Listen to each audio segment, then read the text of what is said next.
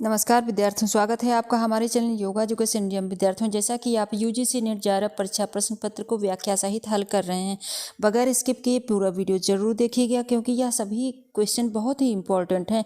आपके सभी यानी योग से रिलेटेड कोई भी कोर्स कर रहे हैं उन सभी में यह लाभदायक साबित होंगे। चलिए समझते हैं क्वेश्चनों को। आप स्वयं से देखिएगा कितने ये इम्पोर्टेंट हैं। ध्यान तनाव को किस प्रक्रिया द्वारा घटाता है? ध्यान से समझना। ध्यान तनाव को किस प्रक्रिया द्वारा घटाता है? ए. ऑक्सीजन का उपभोग बढ़ाकर। बी. हृदय की गति बढ़ाकर। सी. मस्तिष्क से अल्फा तरंगों के प्रस्फुरण घटाकर। डी. अनुकंपी तंत्रिकीय क्रिया को घटाकर। स्वयं से वीडियो को रोकें, हल करें प्रश्नों को, उसके बाद देखें कि आपने राइट किया है कि नहीं। तो विद्यार्थियों, ध्यान तनाव को अनुकंपी तंत्रिकीय क्रिया को घटाकर प्रक्रिया द्वारा घटाता है। तो कौन सा option? D right answer. Next,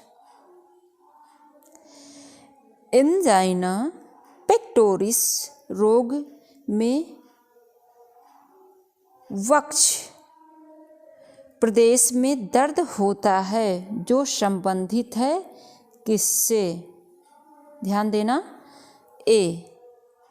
coronary रक्त प्रवाह के आधिक्य से।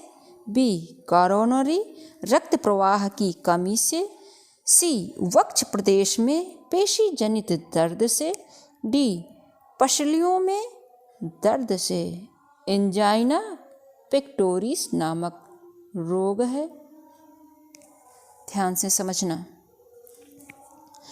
विद्यार्थियों, आपने सिलेक्ट कर लिया होगा।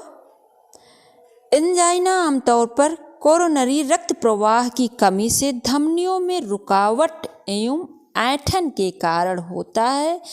अन्य कारणों से विद्यार्थियों एनीमिया, असामान्य दिल की लय और दिल की विफलता शामिल है। दर्द की गंभीरता और हृदय की मांसपेशियों में ऑक्सीजन की कमी के कारण होता है। आपने अच्छे से समझ लिया। चलिए नेक्स्ट, निम्नलिखित में से कौन सा एक योग के अध्यापन की निर्देशात्मक विधि से संबंधित नहीं है? ए. व्याख्यान। बी. अभ्यास। सी. प्रदर्शन। डी. समूह चर्चा। ध्यान से समझना, उसके बाद सिलेक्ट करना। विद्यार्थियों, आपका आंसर डी राइट है। कैसे? योग के अध्यापन की निर्देशात्मक विधि के अंतर्गत व्याख्यान, अभ्यास, प्रदर्शन आदि सभी आते हैं। व्याख्यान, अभ्यास, प्रदर्शन।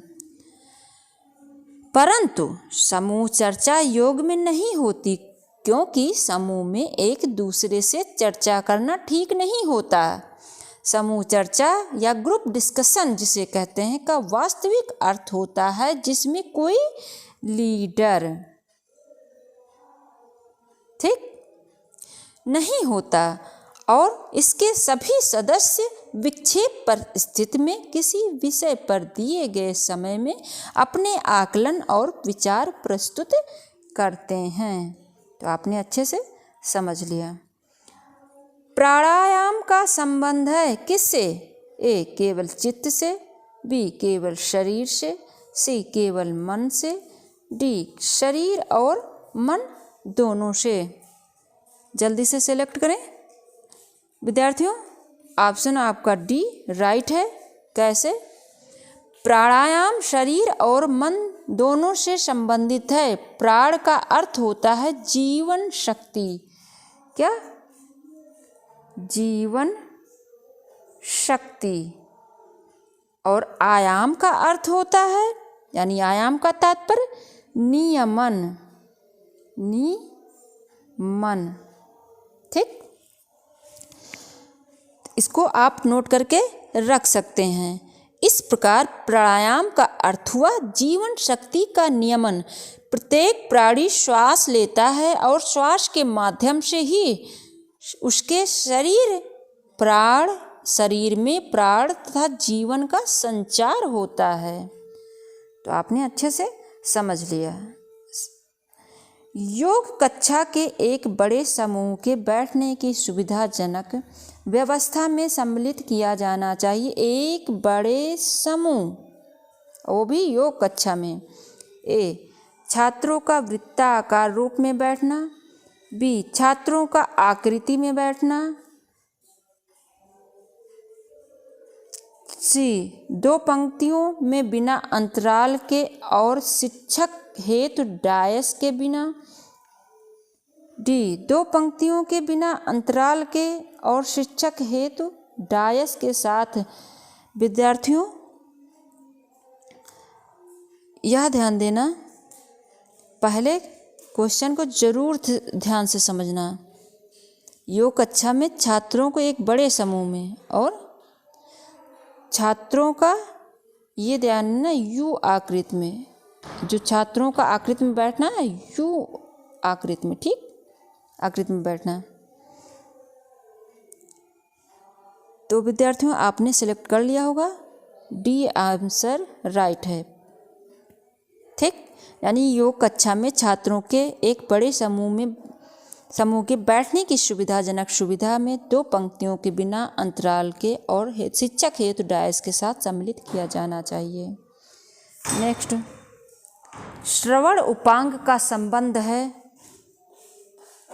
ए, कर्मयोग से, बी, ज्ञान योग से, सी, भक्ति योग से, डी, मंत्र योग से। और नीचे दिए गए कूट में से सही उत्तर चुनिए। आपको कूट से आंसर देना है, यहाँ पर सिलेक्ट करना है। ए में देखिए, ए 1 और 2 सही है, कि बी में 2 और 3 सही है, कि सी में 3 और 4 सही है, कि डी में 1 और 4 सही है। जल्दी से सेलेक्ट करें। श्रवण उपांग का संबंध, तो आपने सिलेक्ट कर लिया होगा बी राइट आंसर, यानी ज्ञान योग से और भक्ति योग से, बी राइट आंसर। नेक्स्ट, योग साधना में निम्नलिखित में से कौन से अवरोध हैं? योग साधना में अवरोध 1 साहस, 2 उत्साह, 3 प्रयास, 4 प्रजल्प। और कूट में आंसर दें। ए में देखिए 1 और 3 सही है, कि बी में 1 और 2 सही है, कि सी में 3 और 4 सही है, कि डी में 1 और 4 सही है। तो जल्दी से सेलेक्ट करें। आपने जल्दी सेलेक्ट कर लिया हो इसका, क्योंकि ये आसान भी आपको लगा होगा। तो सी राइट आंसर है, 3 और 4, यानी प्रयास और प्रजल्प ये अवरोध हैं योग साधना में। नेक्स्ट, जैन दर्शन के ग्रंथ तत्वार्थ सूत्र के अनुसार ध्यान के प्रकार हैं। पहले देखना, जैन दर्शन, फिर ग्रंथ, फिर तत्वार्थ सूत्र के अनुसार। ध्यान देना। 1 सूक्ष्म ध्यान, 2 आर्त ध्यान, 3 ज्योति ध्यान, 4 रौद्र ध्यान। कूट में आंसर दें। ए में देखिए 1 और 2 सही है, कि बी में 2 और 3 सही है, कि सी में 2 और 4 सही है, कि डी में 3 और 4 सही है। जल्दी से सेलेक्ट करें। और यह इम्पॉर्टेंट भी है, नोट करके आप रख सकते हैं, ठीक, ये इम्पॉर्टेंट है। तो आपने सेलेक्ट कर लिया होगा, आंसर है सी आर्त ध्यान और रौद्र ध्यान, यानी 2 और 4। नेक्स्ट, अष्टांग योग का वर्णन मिलता है, किसमें मिलता है? ध्यान समझना।